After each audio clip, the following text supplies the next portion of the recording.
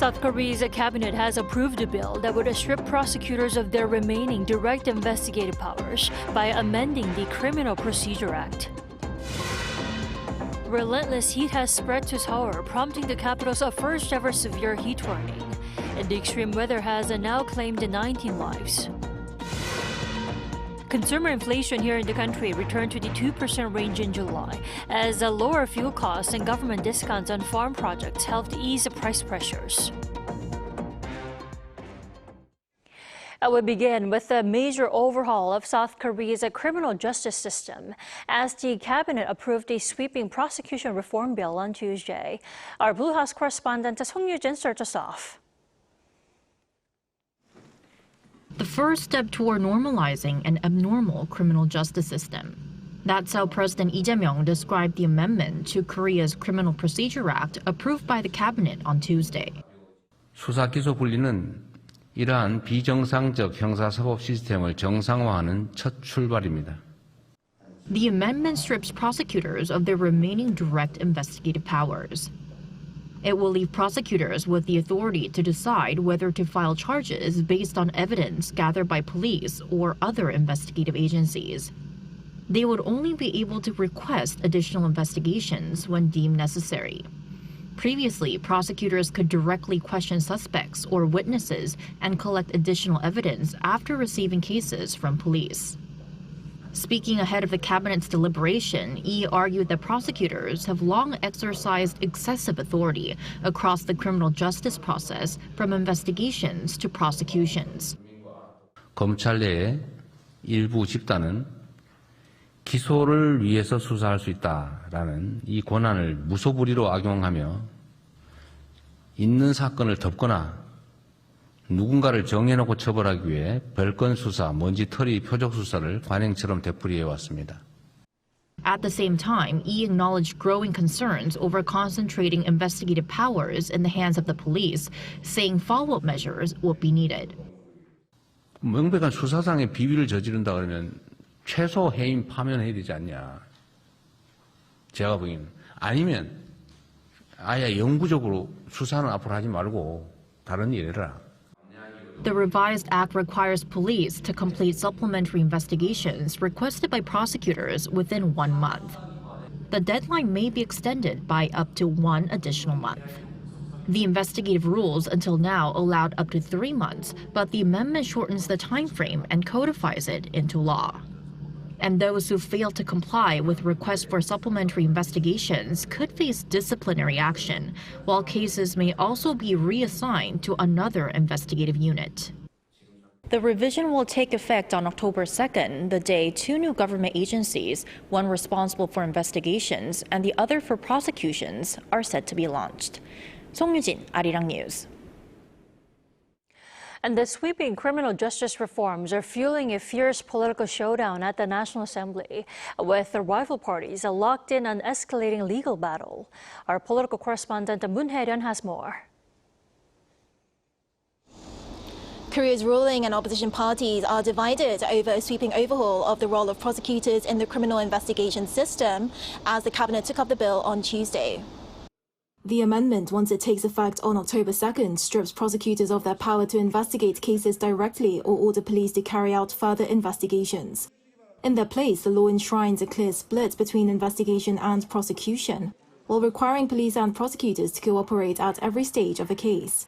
The Democratic Party defended the legislation during a public briefing at the National Assembly on Monday, arguing that it strengthens victim protections and clarifies investigative procedures.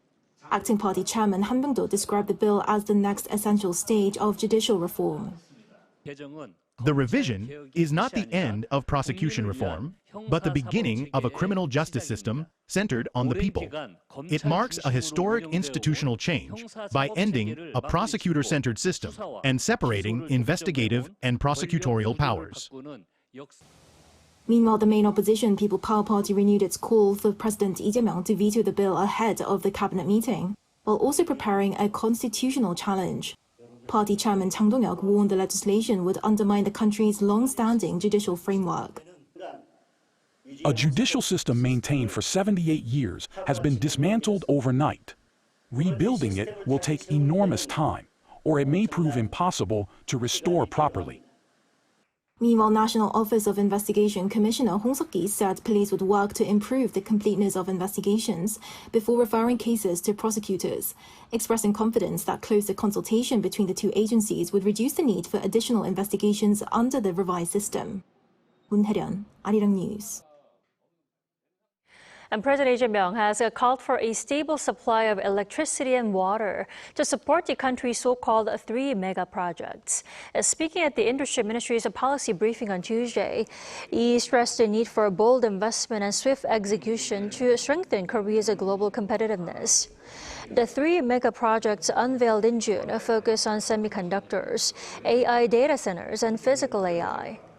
Major conglomerates, including Samsung and SK Group, have pledged a combined investment of 4,700 trillion won, or almost $3.3 trillion US. And Industry Minister Kim Jong-kwon said the government will hold monthly review meetings chaired by the president to accelerate implementation.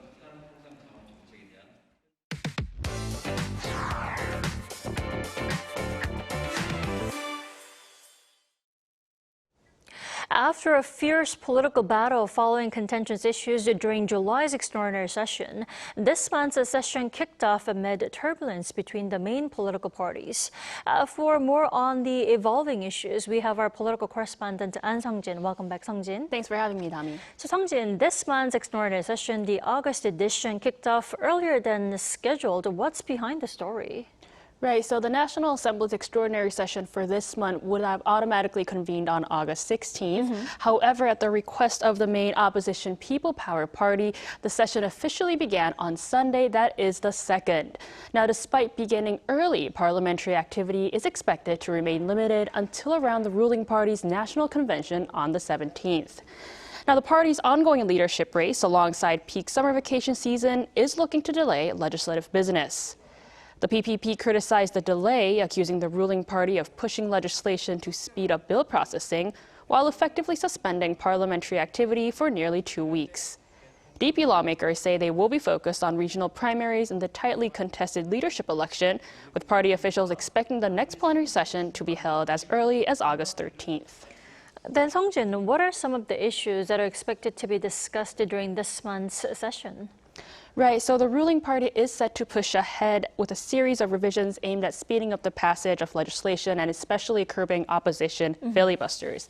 Now, the first bill expected to be going through or put to vote is the so-called fast-track bill, which would shorten the legislative review period from a maximum of 330 days to 90 days. The PPP launched a filibuster against the measure in July, but the debate ended with the close of July's extraordinary session, leaving only a final vote.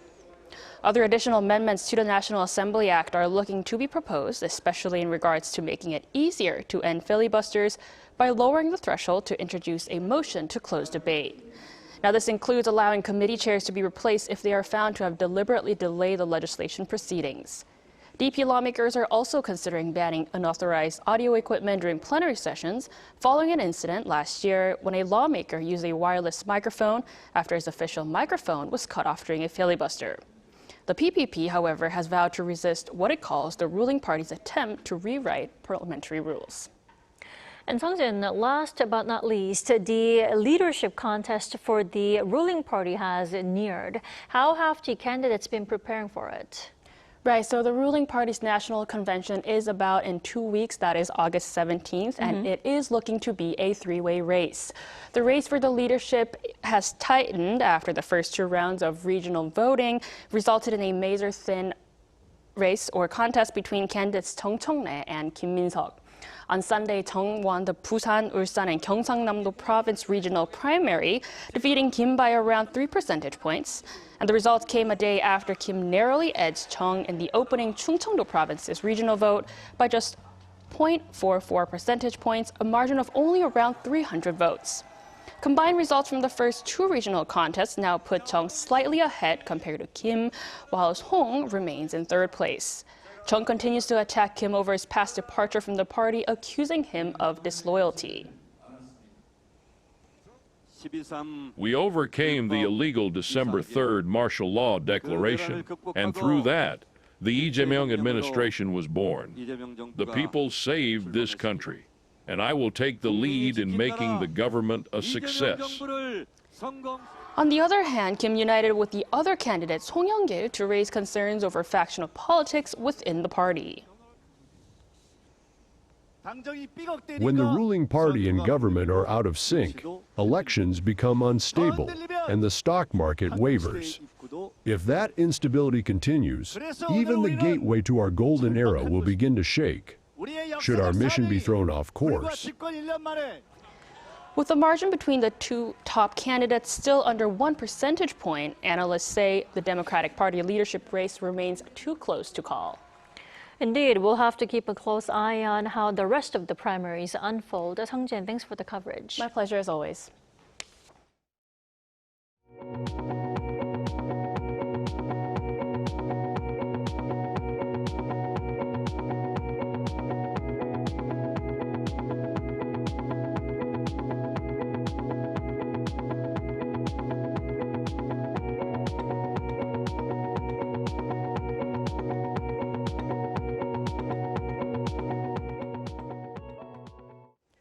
The blistering heat shows no signs of easing as extreme temperatures spread across the western parts of the Korean peninsula.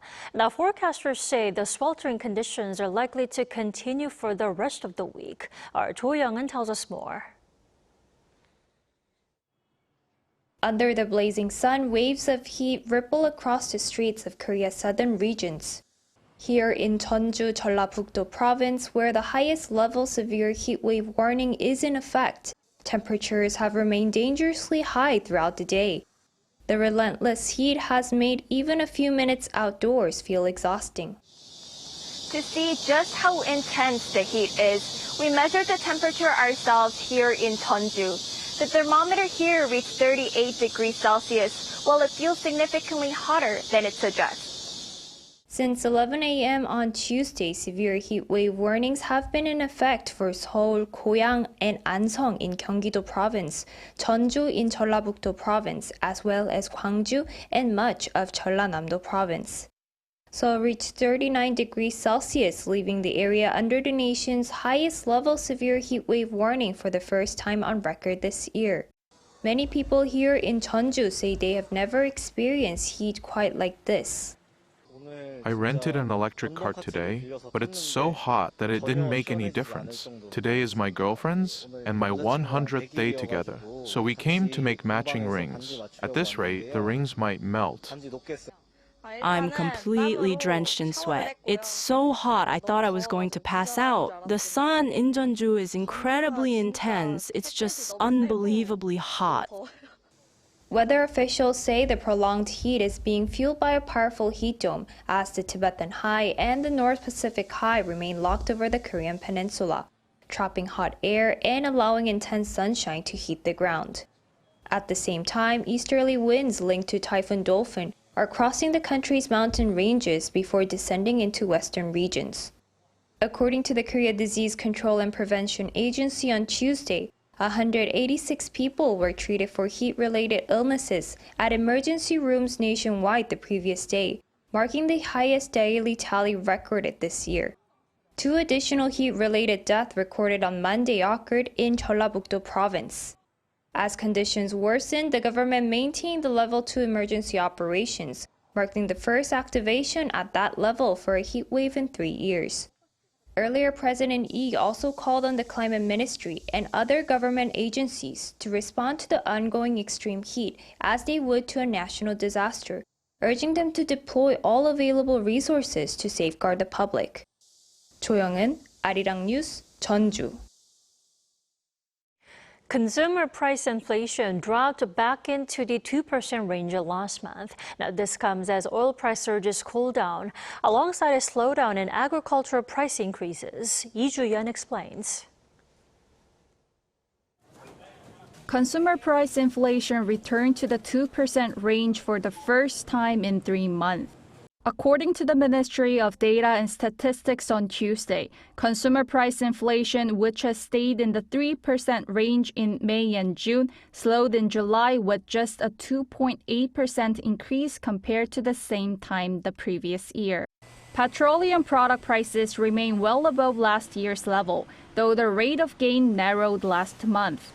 Petroleum product prices rose 15.5% in July compared to the previous year, cooling down from a nearly 25% increase in June.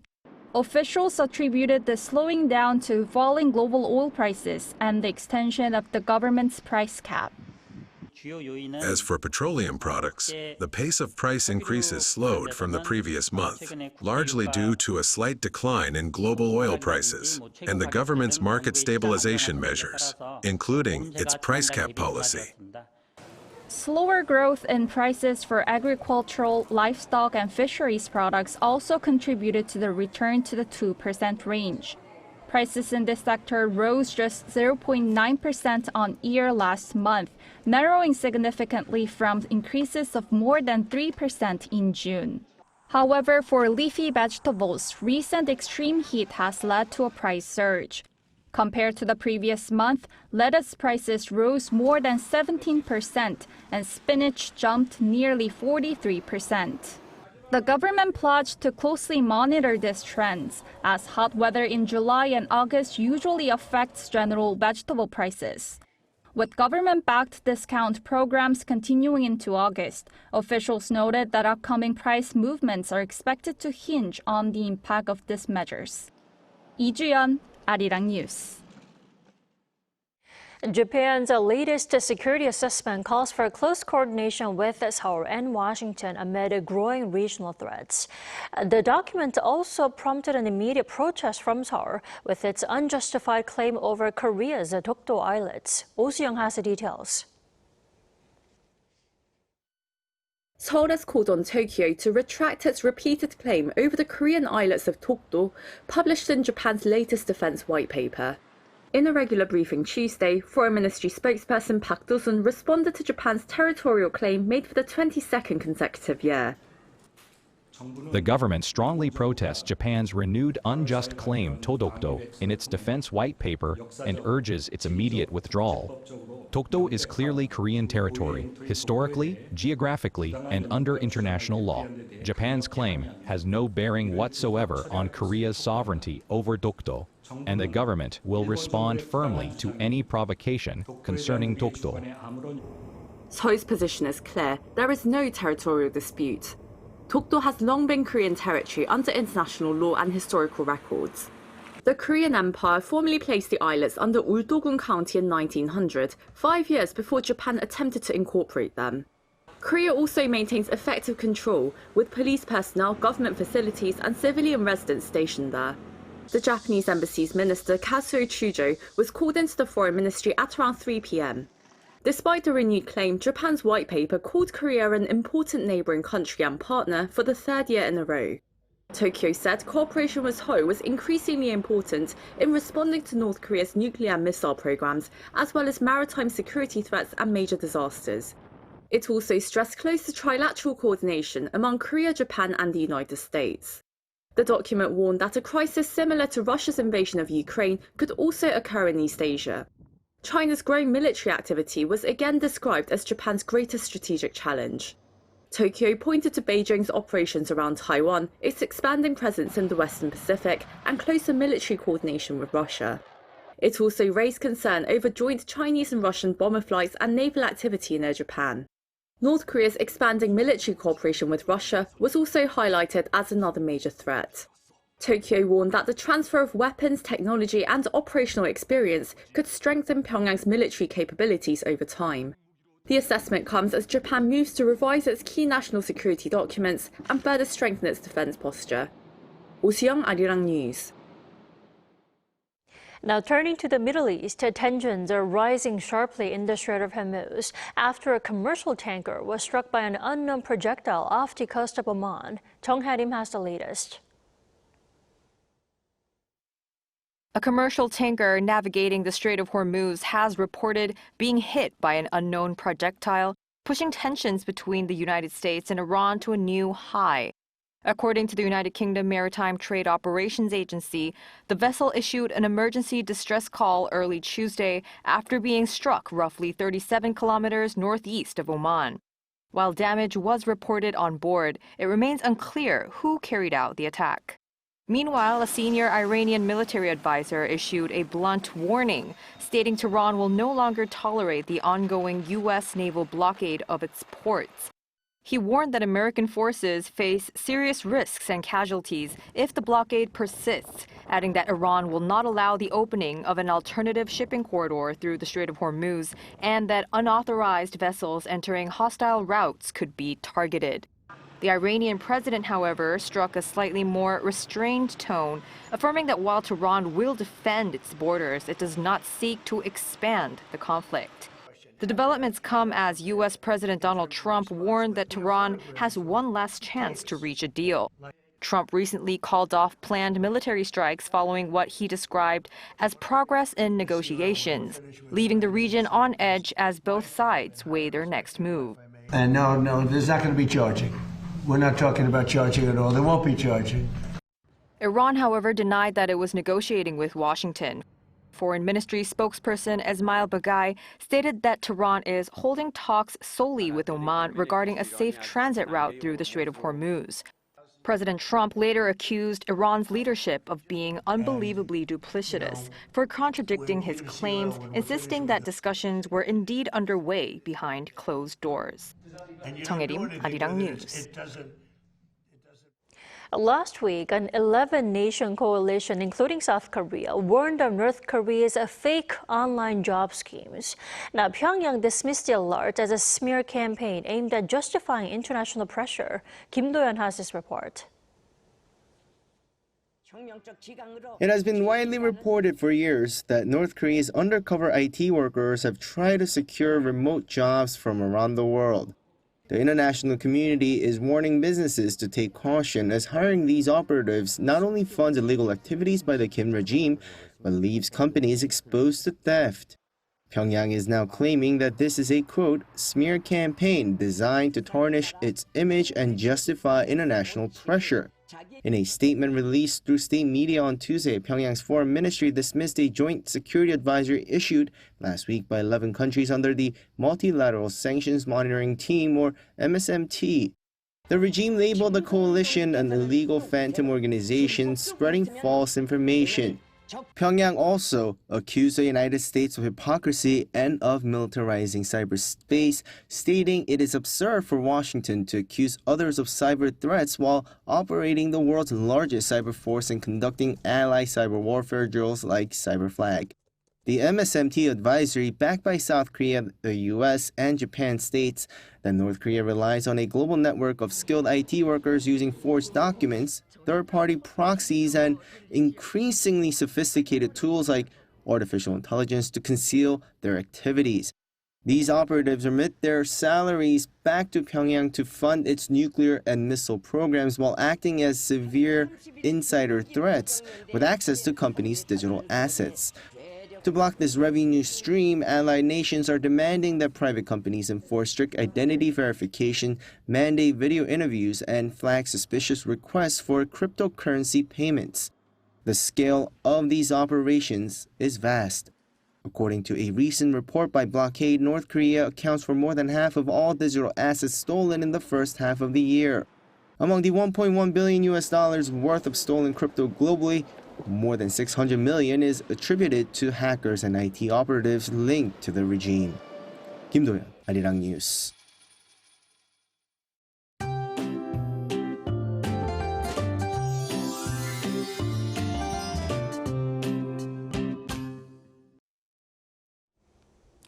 We're in for some serious heat this week, especially across Seoul and other western parts of the country. For the first time ever, Seoul and parts of Gyeonggi-do province are now under the severe heat wave warning. Over in the Gyeongsang-do provinces, temperatures have come down just a little, so the highest level warning has been downgraded to a heat wave warning. And we're not getting much relief at nights either. Seoul has now had 13 consecutive tropical nights. Tomorrow we'll also have some strong sunshine during the day, with UV levels reaching very high nationwide. And ozone levels will be bad across the capital area, 충청남도, 전라도, and the 경상남도 provinces. So if you're heading outside tomorrow, try to limit your time in the heat and take good care of yourself. Tomorrow, Seoul will start the day at 27 degrees, Daejeon 25, and Gwangju 26 degrees. Then by the afternoon, Seoul will get up to 38 degrees, Daegu 36 degrees, and Busan 33 degrees. We're looking at tropical nights and intense daytime heat all week long. Now here's a look at the weather around the world.